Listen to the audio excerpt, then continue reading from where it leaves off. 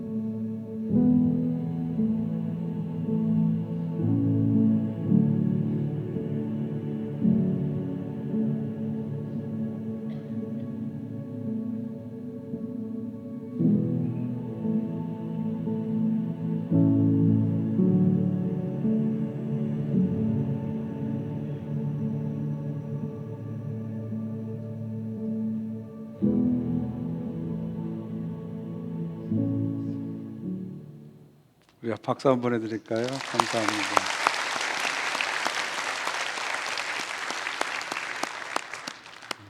교회 역사를 보니까 정말 가슴이 뭉클합니다.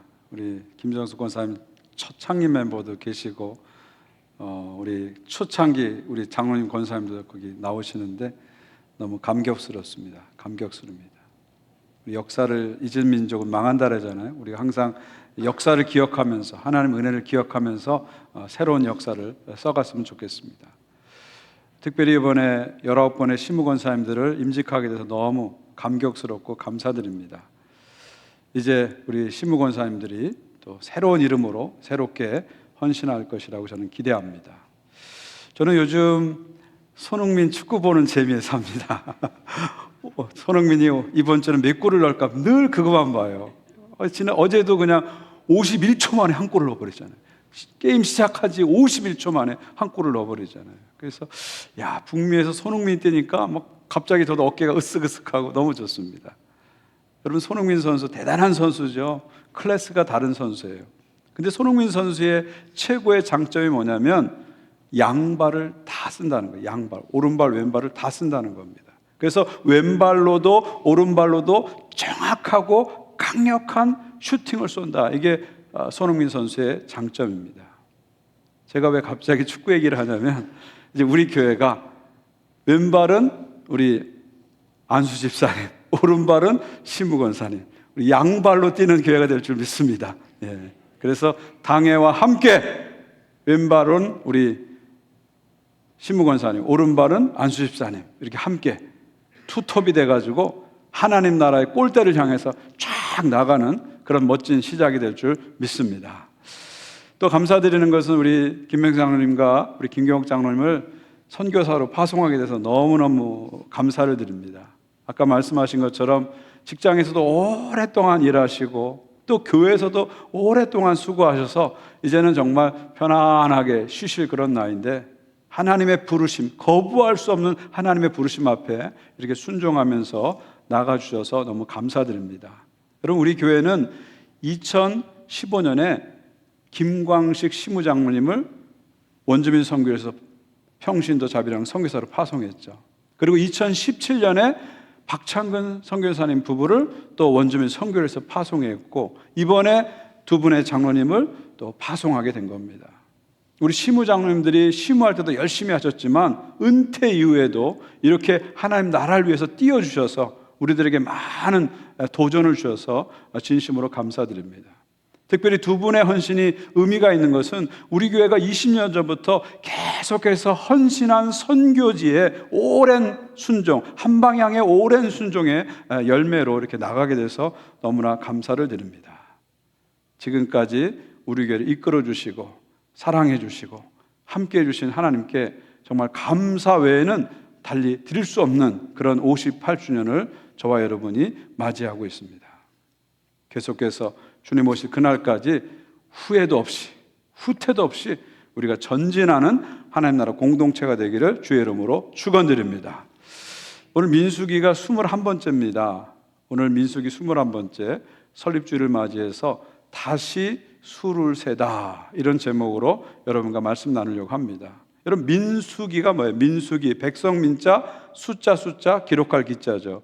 백성들의 수를 기록한 게 민수기입니다. 그러다 보니까 민수기에서는 인구조사가 아주 중요해요. 두 번의 인구조사가 나오는데 첫 번째 인구조사는 1장에 나오고 두 번째 인구조사는 26장에 나옵니다. 1장의 첫 번째 인구조사는 시내 광야에서 이루어졌고요. 두 번째 인구조사는 가나안 땅 코앞에 모압 평지에서 이루어집니다. 그리고 대상이 달라요. 1장의 첫 번째 인구조사는 출애굽 1세들에 대한 First Generation에 대한 인구조사라면 두 번째 인구조사는 Second Generation 2세들에 대한 인구조사입니다. 자, 그런데 두 번째 인구조사의 목적은 두 가지입니다. 첫 번째는 전쟁을 위해서 인구조사를 한 겁니다. 여기 2절 보니까 20세 이상으로 능히 전쟁에 나갈 만한 모든 자를 계수하라. 무슨 말이에요? 이제 가나안 땅에 들어가면 그 땅을 차지하기 위해서 치열한 전쟁이 있을 텐데 그 전쟁을 감당할 다음 세대들, 2세들의 숫자를 계수하라, 그런 말이죠. 두 번째 목적은 기업 분배를 위해서 인구조사를 하는 겁니다. 기업을 분배하기 위해서 인구조사를 하는 거예요. 오늘 말씀 53절 보면 이 명수대로 땅을 나눠주어 기업을 삼게 하라. 수가 많은 자에게는 기업을 많이 줄 것이요 수가 적은 자에게는 기업을 적게 줄 것이니. 이게 무슨 말입니까? 가나안 땅에 들어가서 기업을 나눌 거예요. 정복 전쟁한 다음에 지파별로 12지파가 땅을 나눌 텐데 하나님께서 이 인구조사의 숫자를 따라서 기업을 나눠준다는 거예요. 그래서 인구가 많은 지파에게는 큰 땅을 주고 인구가 적은 지파에게는 작은 땅을 준다는 거예요. 얼마나 합리적입니까? 우리 캐나다에서도 차일드 베네핏, 아기가 많을수록 많이 주잖아요. 얼마나 좋은 거예요. 한 명이라도 많으면 먹을 거, 입을 거, 학비 더 드니까 더 많이 주는 거죠. 하나님도 합리적이세요. 그래서 큰 지파에게는 큰 땅을 주고 적은 지파에게는 적은 땅을 주겠다, 그런 말씀이에요. 자, 이렇게 해서 하나님께서 인구조사를 다 하게 하셨는데 결과가 나옵니다. 51절 보시면 토탈이 나옵니다. 토탈이 뭐냐면 이스라엘 자손의 계수된 자가 60만 1730명이라. 60만 1730명이라. 여러분 놀랍지 않으세요? 1장의 인구조사하고 2장 26장 인구조사 숫자가 거의 비슷합니다. 1820명만 줄어들었어요. 이건 놀라운 겁니다. 광야 40년 동안 혹독한 광야 생활을 했는데도 인구가 줄어들지 않고 그대로 유지가 됐다는 거예요. 2세들의 숫자가 그대로 유지가 됐다는 거예요. 이 숫자는요, 그냥 숫자가 아니고 하나님의 은혜를 보여주는 겁니다. 하나님의 신실하심을 보여주는 거예요. 아무리 혹독한 광야일지라도, 아무리 어려운 상황일지라도 하나님께서는 당신의 백성을 지키시고 당신의 역사를 계속해서 이루어 가신다는 것을 보여주시는 겁니다. 여러분 창세기 15장을 보면 하나님께서 아브라함을 넓은 들판을 끌고 나오면서 뭐라고 얘기했냐면 저 하늘을 봐라 얘기하시죠. 저 하늘의 별을 봐라 얘기하시죠. 그리고 뭐라고 말씀하세요? 너의 자손이 이와 같이 많아질 것이라고 말씀하시잖아요. 근데 그때 아브라함은 그 당시에 아들도 한 명 없었어요. 딸도 없었어요. 자식이 한 명도 없는 완전히 제로 베이스였어요. 근데 하나님께서 너의 자손이 저 별처럼 많아지리라 약속하셨거든요.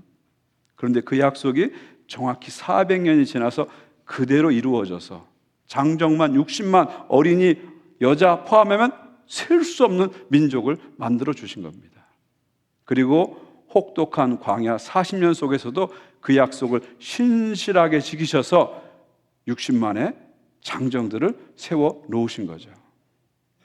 사랑하는 성도 여러분, 우리 하나님은 반드시 한 번 하신 약속을 반드시 지키시는 분입니다. 프라미스 키퍼, 약속을 지키시는 분이에요. 그래서 우리가 아무리 어려워도요, 아무리 힘들어도 낙심하지 않는 게 왜 그래요? 아무리 어려운 상황이 닥쳐도 좌절하지 않는 이유가 뭡니까? 하나님이 약속을 지키기 때문에. 지금 이 어렵지만 하나님 나 붙잡고 계셔. 하나님 약속한 거 끝까지 지킬 거야. 이 믿음이 우리가 있기 때문에 어떤 어려운 상황 속에서도 하나님 백성은 낙심하고 좌절하지 않습니다. 오히려 약속 더 강하게 붙잡고 어려울수록 약속의 말씀을 더 강하게 붙잡고 전진하는 것이 하나님의 백성의 삶인 것이죠. 하나님께서는 신실하게 약속을 지키십니다. 우리 교회를 58년 전에 세우시고 약속하신 것을 지난 58년 동안 신실하게 지키셨어요. 그래서 75명으로 시작한 교회가 10배, 20배 엄청난 숫자로 만들어 주셨습니다. 캐네디언 교회 한 구덩이에서 새를 들어 살고 또 이리 옮기고 저리 옮기고 새 들어 살던 우리 한국 교회를 이렇게 터가 넓고 아름다운 성전을 이루게 하신 것이 하나님의 은혜입니다. 하나님 신실하신 거예요. 당신의 백성이 주신 약속을 한 번도 잊지 아니하시고 그 약속을 지금까지 신실하게 인도하셨습니다. 우리 보나님께 모든 성도님들께서 하나님의 신실한 약속 붙잡으세요. 삶이 힘들고 삶이 여러분을 배신한 것 같고 삶이 여러분을 외면한 것 같게 느낄지라도 낙심하지 마시고요. 좌절하지 마세요. 약속을 붙잡으세요. 하나님 신실하세요. 하나님 여러분 붙잡고 계세요. 그리고 여러분을 통해서, 여러분의 가정을 통해서, 여러분의 자녀를 통해서 반드시 주의 약속을 이룰 줄 믿습니다. 마지막으로 한 가지 포인트만 여러분과 나누고 이제 말씀을 맺으려고 합니다. 오늘 인구조사가요, 1세를 위한 인구조사가 아니라는 거예요. 오늘 인구조사는 2세들, 세컨 제너레이션 2세들에 대한 인구조사라는 겁니다. 하나님께서 가나안 땅에 들어가서 펼쳐질 하나님의 미래를 바라보시면서 2세들의 인구조사를 한 거예요. 그래서 그들을 통해서 하나님 나라에서 싸울 사람들을 2세들을 지금 준비하는 겁니다. 하나님 나라를 확장시킬 2세들을 지금 준비하고 있는 것입니다. 그래서 다시 수를 세고 계시는 거죠. 우리가 58주년을 맞이하면서 우리도 2세들의 수를 다시 세봐야 됩니다. 우리 교회 안에 2세들이 얼마나 있는가, 2세들이 얼마나 남아있는가, 2세들의 수를 세볼 때가 되었습니다. 여러분, 한국교회는요 너무 심각해요. 2세들이 없어요. 다음 세대가 없어요. 다시 정말 2세들의 수를 세야 할 그런 심각한 위기에 있습니다. 제가 목회 데이터 연구소의 통계를 보니까 한국교회 안에서 주일학교가 없는 교회가 무려 25%래요. 근데 놀라운 것은 뭐냐면 2030년이 되면 90%의 한국교회가, 한국에 있는 교회입니다, 한국교회가 주일학교가 없어진대요. 그럼 2030년 하니까 저 멀리 있는 것 같죠? 얼마 남았죠? 5년밖에 안 남았어요. 5년 후면은 한국에 있는 교회 중에서 90% 거의 대부분의 교회가 주일학교가 없어진다는 통계입니다. 지금 한국교회가 아주 빠른 속도로 고령화가 되고 있습니다. 지금 한국 사회에서는요 60세 이상의 인구가 20%예요.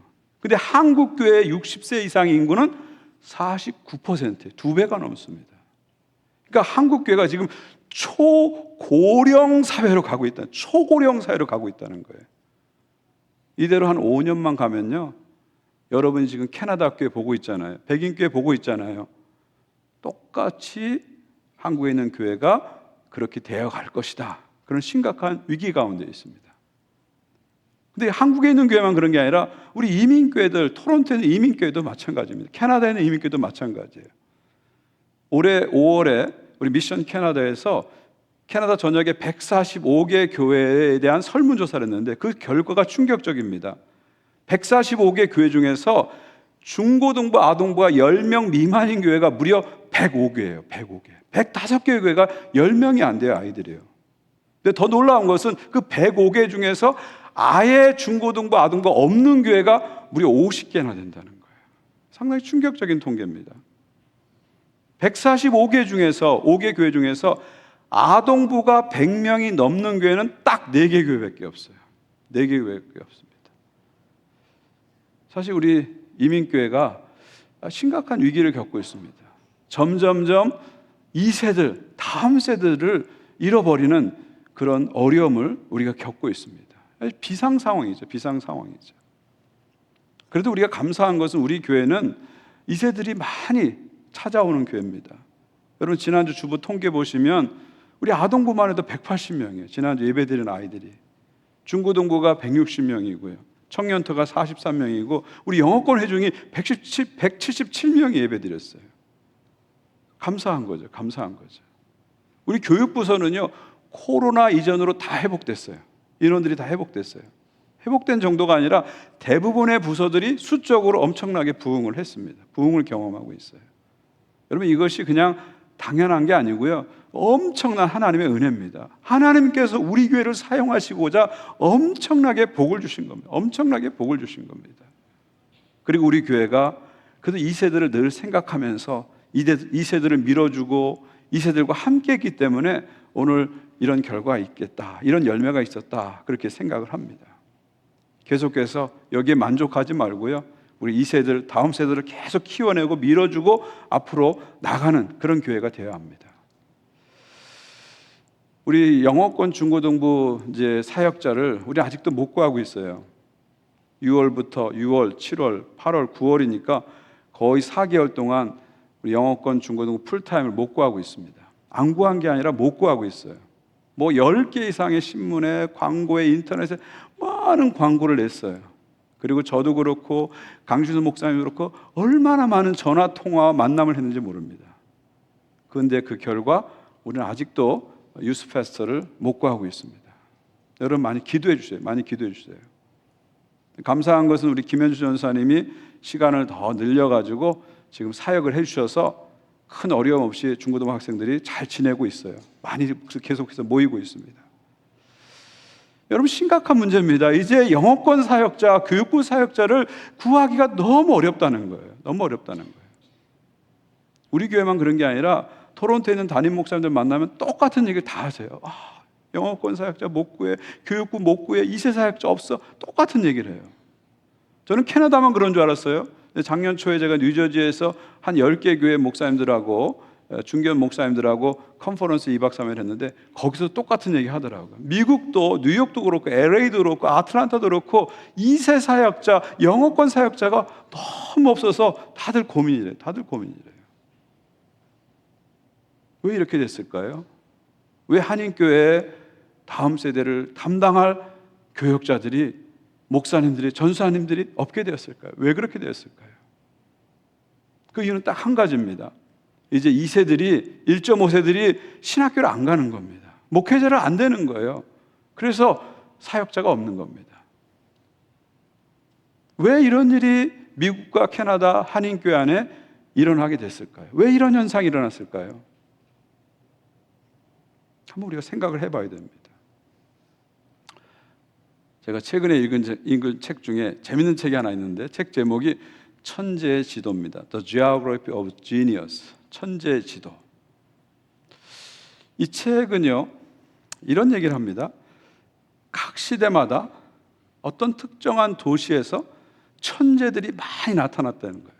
그거를 각 장에서 한 챕터 다루면서 쭉 소개해 줍니다.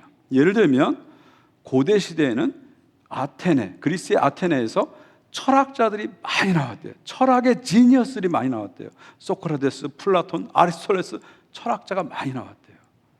또 중세 시대에는 이탈리아 피렌체에서 많은 예술 천재들이 나온 거예요. 미켈란젤로, 레오나르도 다빈치, 라파엘로 같은 예술 천재가 많이 나왔다는 거죠. 그리고 근대 시대에는 오스트리아 빈에서 천재적인 음악가가 많이 나왔대요.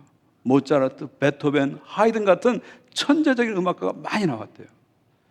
그리고 현대에 와서는 미국의 실리콘밸리에서 빅테크 기업의 천재들이 많이 나온 거예요. 뭐 스티븐 잡스라든지 빌 게이츠, 마크 주커버그 같은 빅테크 천재들이 많이 나온 겁니다. 이렇게 쭉 각 챕터마다 천재가 많이 나온 도시를 쭉 설명해 줘요. 그러면서 이 책의 저자는 왜 어떤 도시에서 집중해서 천재들이 많이 나왔는가, 이것을 그분은 천재 군집 현상이라고 이렇게 붙였더라고요. 천재 군집 현상. 왜 이런 천재 군집 현상이 나타났는가 질문을 던집니다. 그리고 그 질문에 대한 답을 맨 첫 장에 써놓은 플라톤의 말에서 찾습니다. 플라톤이 이렇게 말했습니다. 나라에서 존경받는 것이 그곳에서 양성될 것이다.